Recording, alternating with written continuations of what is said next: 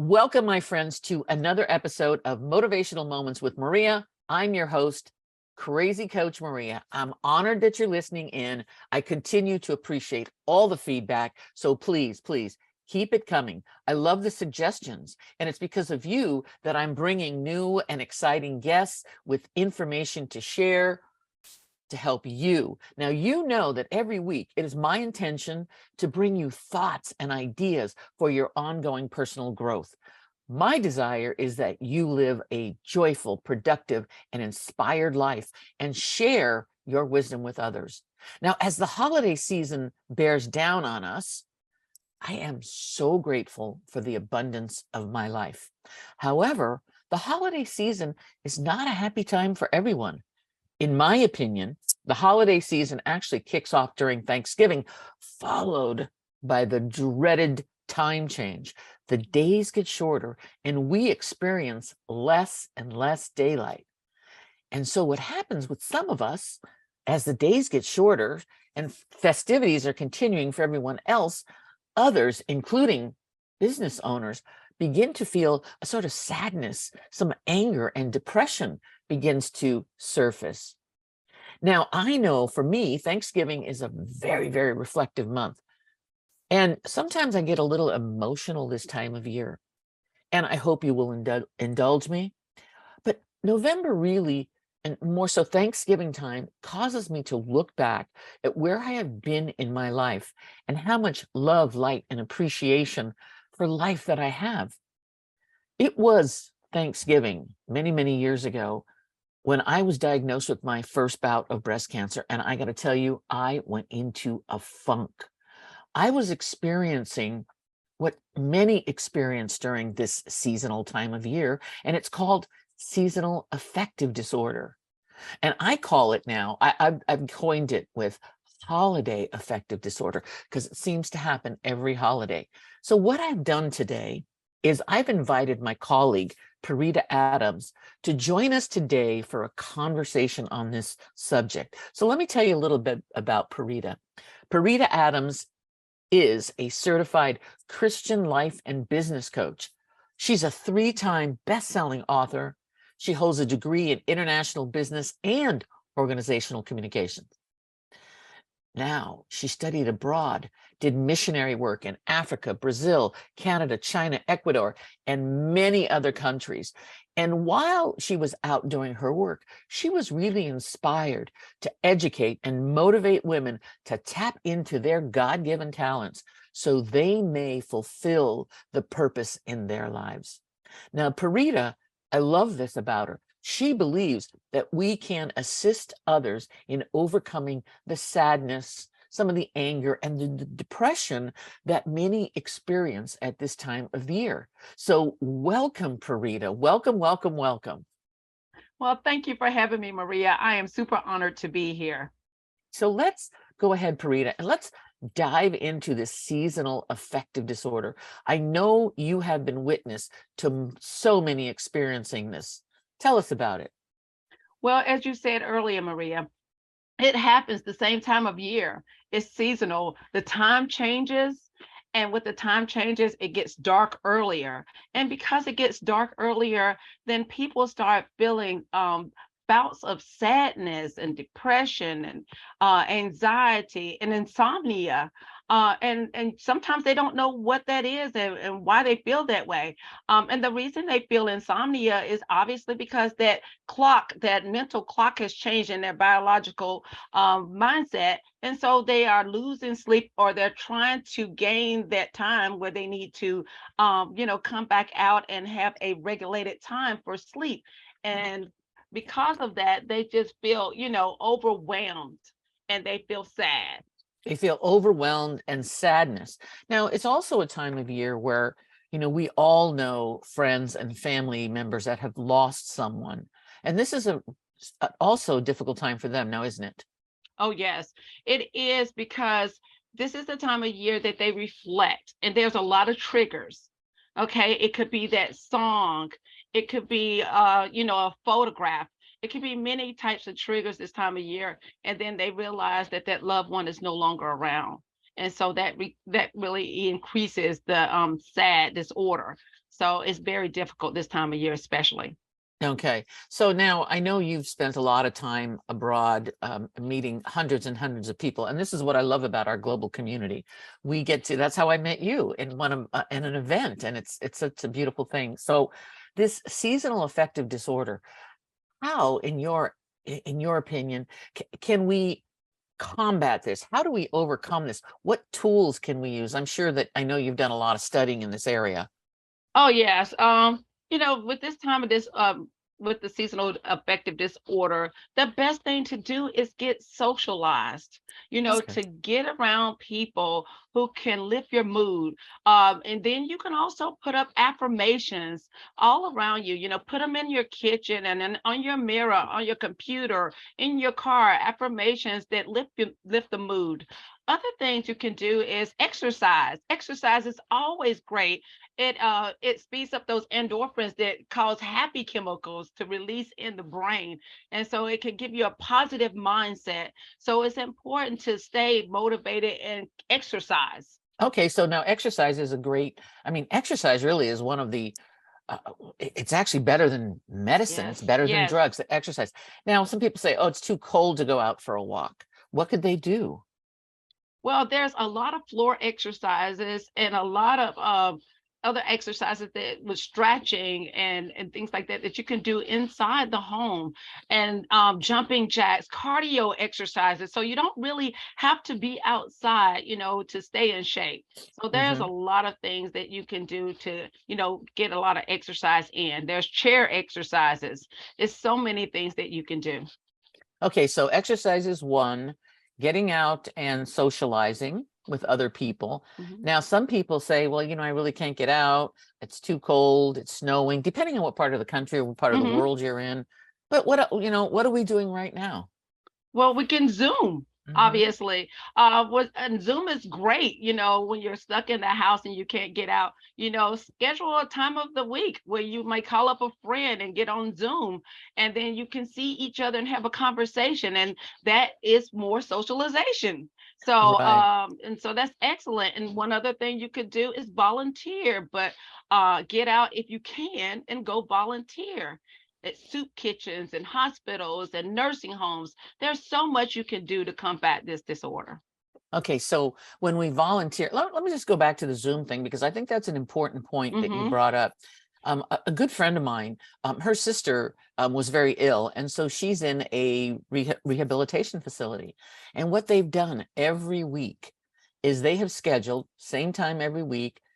All the sisters get on a Zoom call, and Yes, they even do game night over Zoom yes, yes. because she's in a distant location, but it lifts her spirits because unfortunately she's going to be by herself this holiday season. So they're Mm-hmm. doing everything that they possibly can, and they're doing it through technology. So I appreciate that we mentioned Zoom.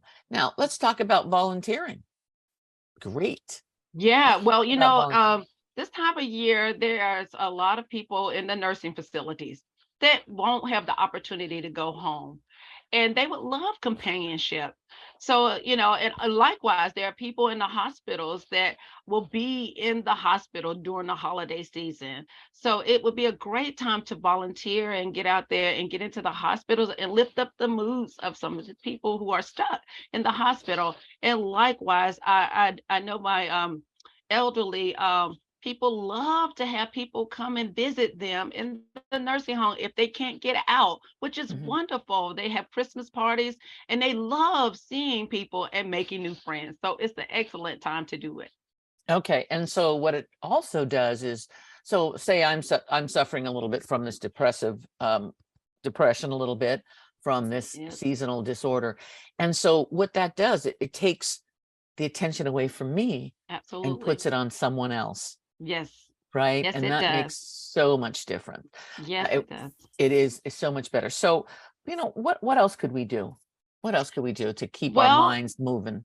Yeah, another thing that you could do is you could go out and have family game night. Schedule a family game night where you just do it once a week and have a game and a pizza. And then that's still a form of socializing and it's lots of fun and the family looks forward to it. So that's another great way to Good. have some socialization if you Yeah. can't get out in this time of year. Okay. And then there's something that I know that a member of my family loves to do is she's a big jigsaw puzzle fan. Oh, yes. Now, why are jigsaw puzzles so impactful? Yeah, because you are exercising your mind. And so when you exercise your mind, you take your mind off of those things those dark thoughts because you can't get out, or Hmm. those thoughts of, being lonely because you're focused on a task. And so that's excellent to do, just like journaling. Journaling is purging. So this is a good time of year to journal and purge those dark thoughts out, get them out and on paper, and then move forward with your life. So those things are something that you can do alone if you have to, without anyone. But it is mindfulness and getting that stuff out and purging and exercising the mind. Exercising the mind is so important now, isn't it?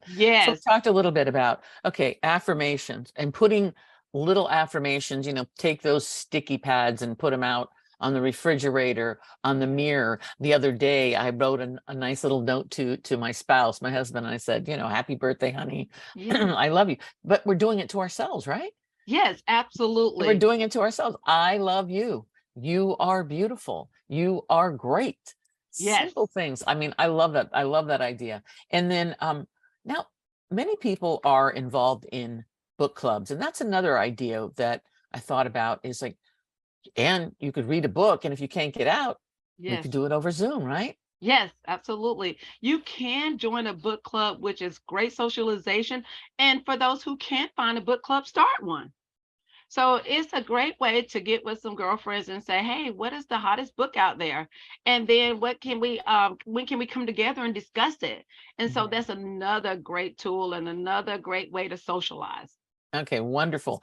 Now, you talked about hospitals and, with all the pandemic closing down everybody, but there's still people volunteering at the hospitals, right?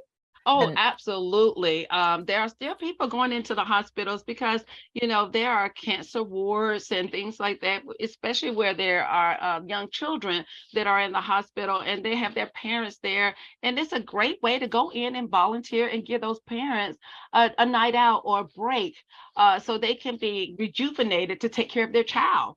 Or likewise, their elders, like their mother or their father, who may be battling cancer. So okay. volunteering is excellent this time of year.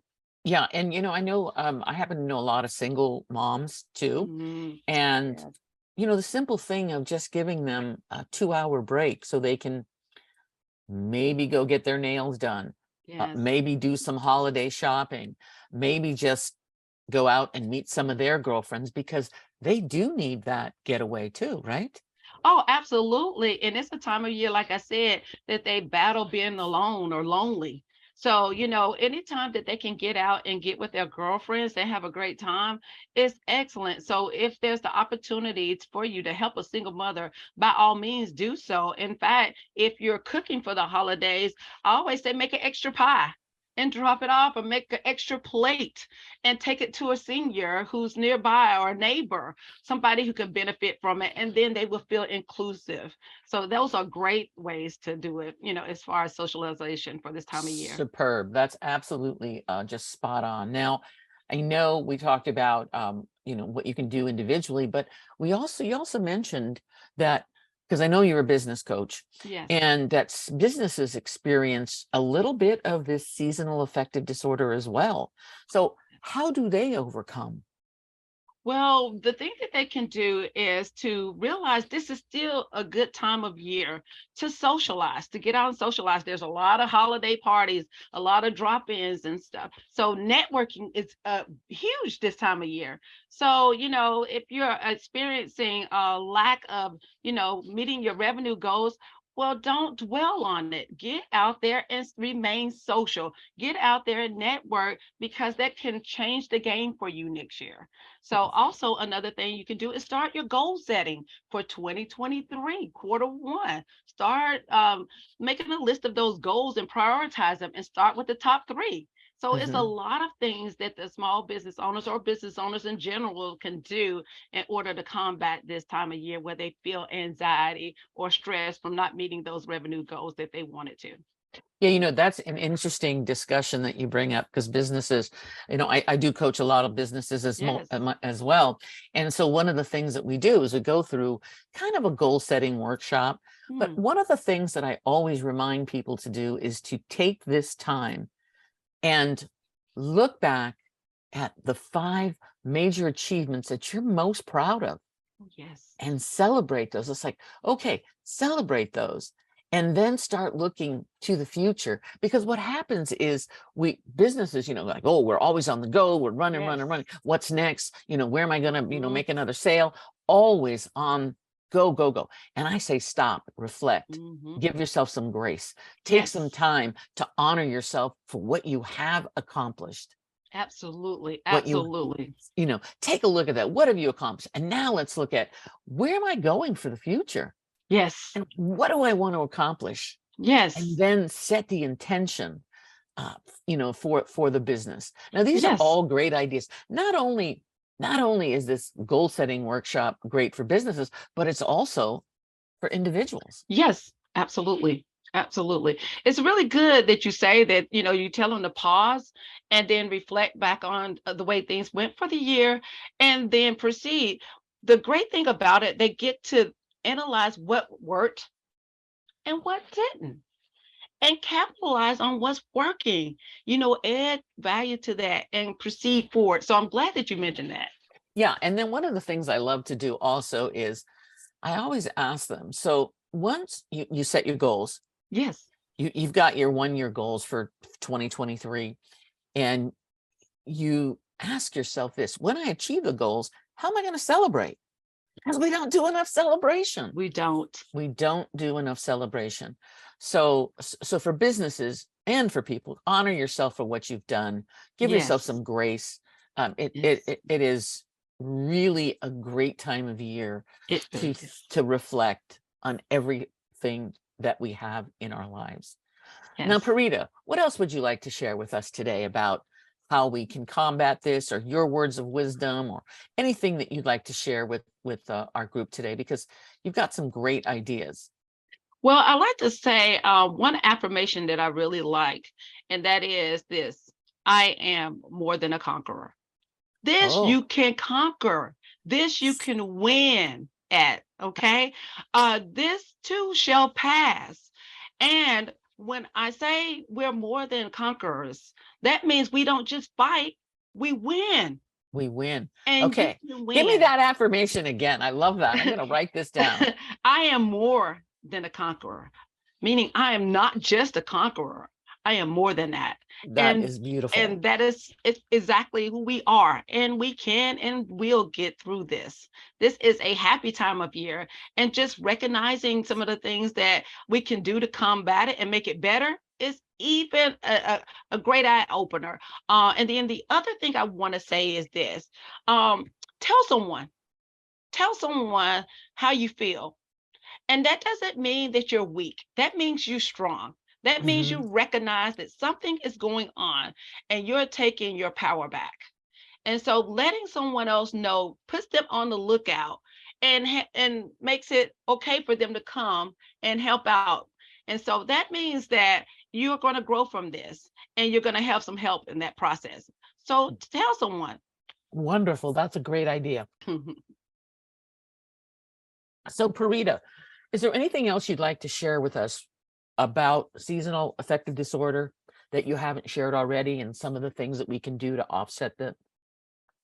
Well, there are so many things to do, and I'm glad that I have been able to shed some light on just a few.